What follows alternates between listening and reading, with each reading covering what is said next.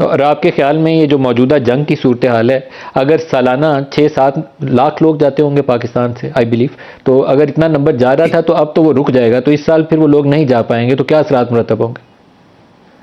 जी, आप देखें, जब कोविड आया था तो कोविड में 2020 और 21 में तकरीबन 1 मिलियन वर्कर नहीं जा पाया था। और जाहिर है उसका रेमिटेंसेस पे भी इम्पैक्ट आया, अगरचे हमने कम बैक किया। 2022 और 23 में तकरीबन 8 लाख से 9 लाख वर्कर्स हर साल जा रहे थे।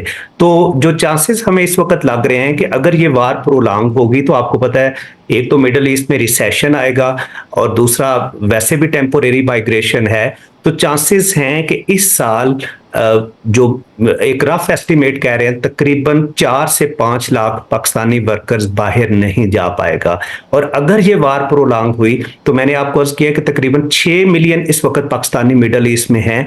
तो हो सकता है कि कोई 8 लाख से लेके तकरीबन 1.5 मिलियन तक वर्कर्स को वापस आना पड़े। तो इसका बड़ा ह्यूज रेमिटेंसेस पे इम्पैक्ट होएगा, जो कि डिपेंड करता है वार कितनी प्रोलॉन्ग होगी।